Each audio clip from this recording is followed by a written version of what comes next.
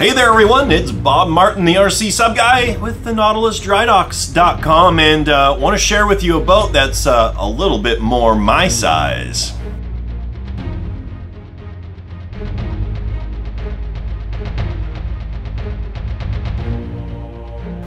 So there is something about Russian boat design that I absolutely love, be it the Alpha, the Akula, the Typhoon, or in this particular case, the Russian Oscar II boat. They just look mean, and I absolutely love them.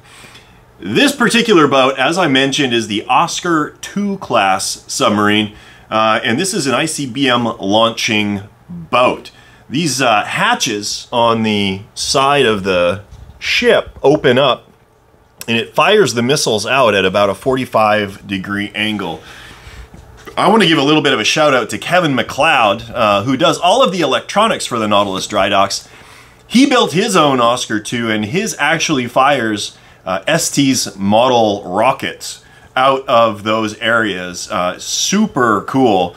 If you ever get the chance to see them or look it up on YouTube, it's Kevin MacLeod with KMC Designs. But this particular model is built off of the Scale Ships model kit. And Scale Ships is out of Belarus and produces absolutely beautiful model kits. One of the other more famous ones that he has is the Akula 2, and I've done a couple of builds of those that you can see on my channel as well.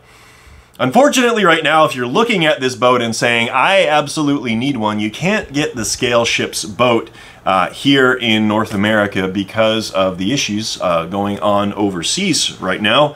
Makes it somewhat difficult to pay for and receive products. Fortunately, we at the Dry Docks do have the exact same kit, the Oscar II, in the exact same scale. And the aforementioned Kevin MacLeod was the one who mastered that one. It is a beautiful kit. You can get that in our online store. But we're going to be talking about this boat specifically. A little bit of a background on this. I got this hull painted as you see it right now. I'm going to guess like 4 or 5 years ago.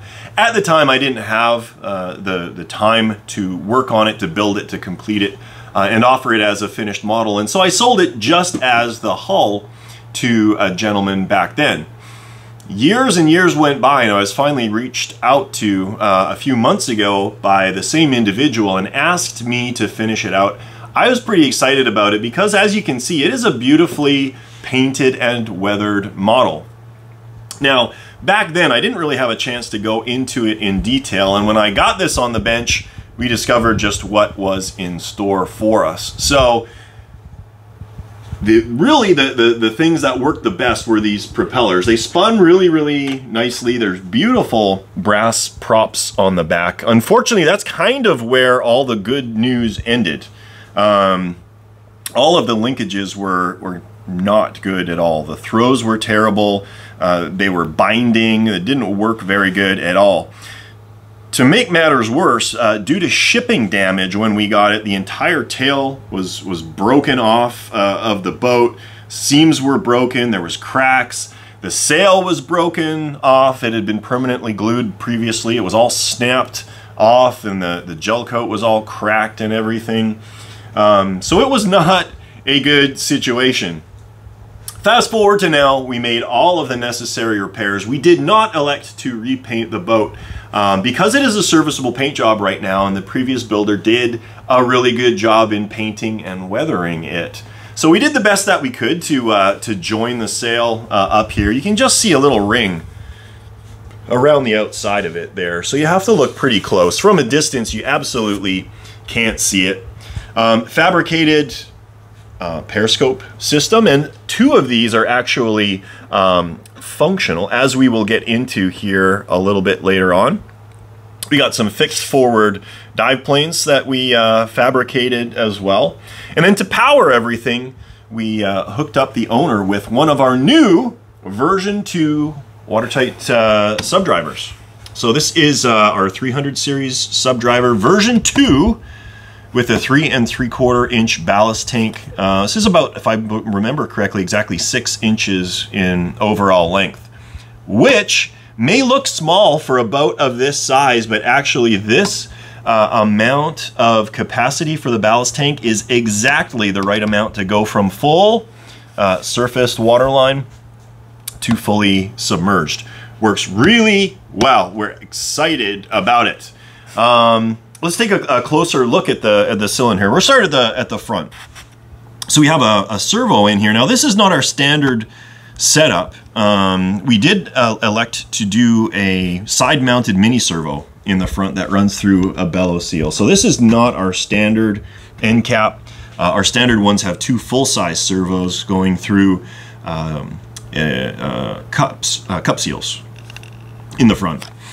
We have a remote on-off switch, and then underneath we've got a big 3,300 milliamp hour lithium polymer battery pack. We've got their receiver mounted up front with an automatic pitch controller. And then we got our power cables and servo cables and motor control cables going into the back here. Our pump bulkhead with twin air pumps. And then we've got our main brushless drive motor, and then the two standard full-size servos going out the back through these high capacity cup seals. And then we've got our bulkhead on here, our gearbox bulkhead that splits that single input into two outputs. And that is what propels this dual motor boat, or dual shaft boat, with a single motor. So, all of that said, let's take a look at what we need to do to get this boat ready for the pond. The new owner can use this video as a little bit of a how-to, getting everything ready to go. Okay, first thing we need to talk about is access to the hull. Now, typically things are done a little bit differently. This is a Z-cut. See, it goes up, back, and up. Makes a Z. That's why they call it a Z-cut. Typically, you wouldn't set things up this way, and I'll tell you why. So underneath here, we've got a stainless steel bolt, and that holds everything down. You can use your fingers, no tools are required. You can just kind of reach underneath there. It just lifts up, slides forward, and you've got access to the hull. Now, typically, this lip that you see right here would actually be part of the lower hull. So in that case, what you would do is you would slip the upper hull over, it would catch on the lip, and you drop down the back. I have a hunch in terms of what happened. I think this model was originally built by a very talented builder, and then he never finished it. And I think someone else got their hands on it, kind of did their very best, but made some pretty critical mistakes. Like I said, with those linkages, with the setup of the Z-bend, everything, the lips here. Not the current owner, because he didn't really do anything to it when I got it to him, so it would have been like the second owner. Regardless, we got it figured out. It's working really good. Let's take a quick look at the inside of the hull here. A couple things to note. We got all the flotation foam in there. We've got some capture lips to keep the alignment really good. Got magnetic linkage for the forward dive planes, nice and smooth. And we've got two little nipples here, and those correspond to masts and periscopes up on the top. One of them is for the air intake for the ballast system, and the other one is a mast to run the 2.4 gigahertz antenna out of. So that's what we've got going on in there. The other thing I want to note is just how incredibly light this is. The hull is epoxy GRP. Very, very light, and that's why you can get away with the small ballast tank. Big boats don't necessarily need big ballast tanks. They only need big ballast tanks if the upper hull, everything above the surfaced water line, is heavy. All right, so there's a little hint for you. So let's set this aside, out of the way where we're not going to bump it and knock it onto the floor. And let's grab our cylinder here. Couple things of note. This is the intake for the ballast system. This runs into the air pumps, and that's a quick connect. And that's going to attach to a hose that we're going to set up a little bit later there.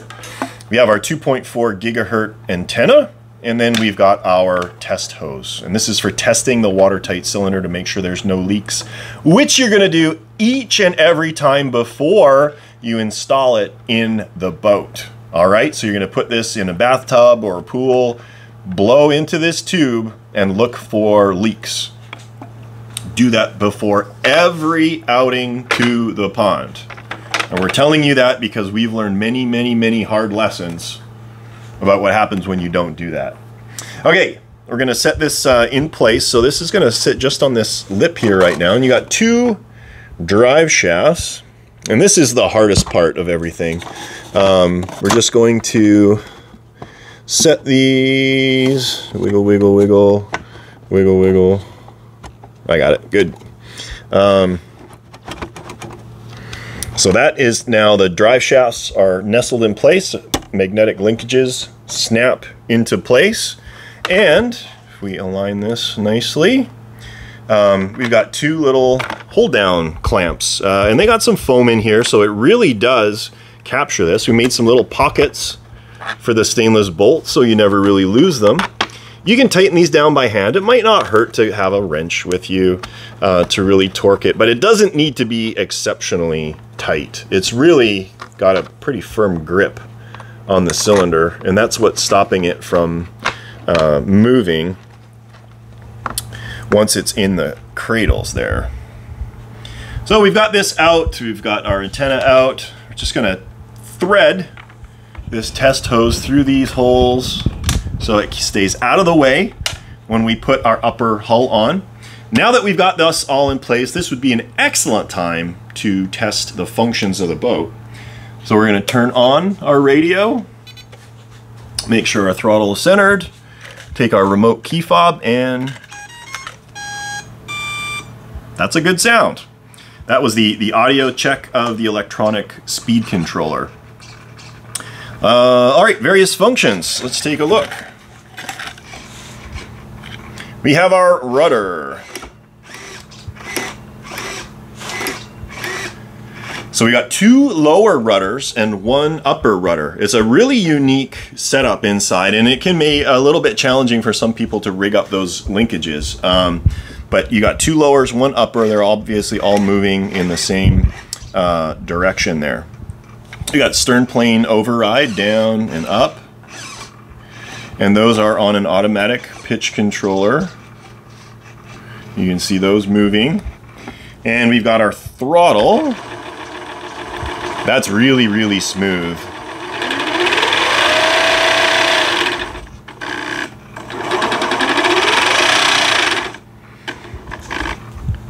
This boat will get up and move when you get on the throttle. We got our ballast system set up here so we can dive and then surface, and you'll hear the pumps kick in and you can actually feel the air being pulled through this intake hose. And then the last thing we've got is our forward dive plane output. And that's pretty well it. So at this point, all we need to do is put our upper hull on. Now before we do that, we're going to take our hose and attach that to the intake right here. So that is all set up now. And now I'm going to attempt to do this. I'm just going to set the hull right here. Here's the quick connect. These are really great connectors for air hoses, by the way. They're from Robart. They make it so much simpler than trying to, you know, stick a hose on a nipple or something like that. And then we've got our, maybe I'll get Jason, can you reach that into the,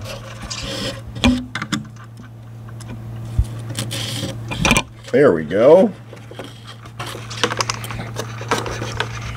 So that is all done. We can snap our forward linkage. It just jammed right on there. I didn't even have to do anything.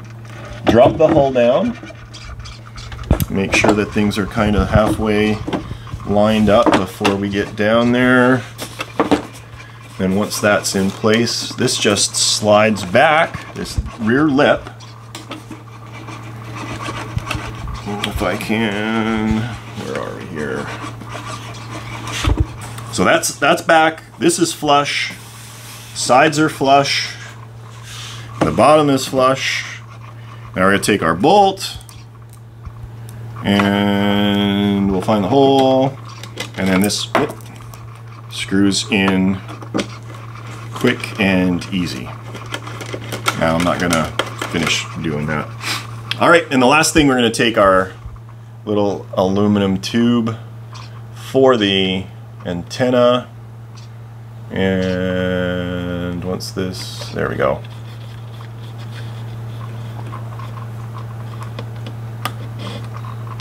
There we go. So this is the 2.4 gigahertz antenna. This is what needs to stay above the water. Now you can submerge, we found, like to about here before you'll actually lose signal. We have it set up in such a manner that the fail-safe will actually kick in if you lose signal, and that'll bring the boat back up to the surface. Let's check the forward dive planes really quick. Nice and smooth. They're working really, really well. Now that we've done that, let's talk about that fail-safe really quick. So let's pretend that we're operating this boat. We'll get the throttle going. You know, we're at third throttle, maybe at periscope depth, and for whatever reason you're not paying attention and that antenna dips below the surface of the water. All of the fail-safe functionality is handled through the setup on the transmitter, and then that program is in memory in the receiver on board the boat.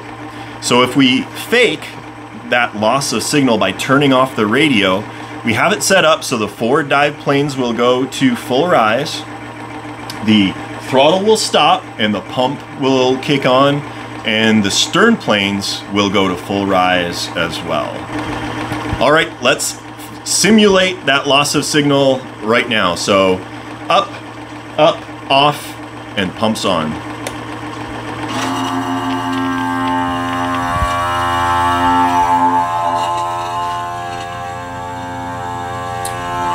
And the antenna comes back up above the water, gets signal back, and it's like nothing ever happened. Lots and lots of any channel that's on board the transmitter you can set in a fail-safe capacity. So if you have other features that you wanted to activate upon loss of signal, super easy to do. All right, let's talk about performance at the pond. So a few things of note. This boat will get up and move really, really fast. Like typically I would be operating this at about 1/3 throttle, which will give you a nice scale speed, but you've obviously got a little bit of extra in there if you wanted to use it. What the boat does tend to do, as most submarines do, under high speed, that nose is going to want to get pulled underneath all by itself. And so if you get too much speed on there, that nose will drop, the tail will rise, and the props will actually pull out of the water. So it's important to operate at more scale speeds. Get your ballasting set up so that the water level rises, keeps the water up over the props, and you won't have a problem, as you'll see in the video there. Turning performance. Oh, turning performance. This is a big boat, and it's got itty bitty rudders. It is not going to turn very well. This is an open water boat, absolutely. You know, is it to the point where it's not enjoyable to operate? Absolutely not. It's a blast to drive. You just need to make sure you check your turns and make sure that you have things set up in your head before you get into a situation where you get stuck having to do a 10-point turn to turn the boat around. Response to the dive planes is actually really, really good. The dive planes are actually quite large on this boat. Both forward and stern planes are very large, gives really excellent response to pitch inputs. The automatic pitch controller works really well. As you'll see in the video there, it is a completely hands-off periscope depth boat, as many of them that we build here at the dry docks tend to be. It just wants to cruise around at periscope depth As you go into a turn, again, as one of these things that submarines just always do, in a turn, the stern will drop and that nose will want to come up. Other than that, really, there's not much more to say. The one thing I would say to the new owner, eventually you may want to look at is a bow thruster. There's a ton of room in the front of this boat. You can put a little Robosh bow thruster in there, and that'll allow you to do stationary turns. So if you ever do end up, you know, stuck with your nose in a corner, you can simply back up a little bit, engage the thruster, and spin around. Fortunately for the new owner, this radio has 12 channels available. It's an 8-channel receiver. We're only using 5. There's lots of opportunities to add that functionality in there, and it wouldn't be a stupendous investment in time or energy to make it happen. Well, there you go. An overview of this 1/96 scale Russian Oscar II missile boat from the Russian Navy. It was a challenge to build because we had to undo a lot of work that ended up that was already done to it, but in its current form, it is a blast to drive, and it looks absolutely amazing on and under the water. I'm really hoping the new owners enjoy owning this and operating this as much as we did in building it. With that, we're gonna let you go. This is Bob Martin, the RC Sub Guy with the NautilusDryDocks.com. If you like this video, I do urge you, please like and subscribe. It helps me out here a lot. If you have questions or comments, reach out to me anytime, Bob at NautilusDryDocks.com. So on behalf of us all here at the Dry Docks, I appreciate you watching, and we'll catch you next time.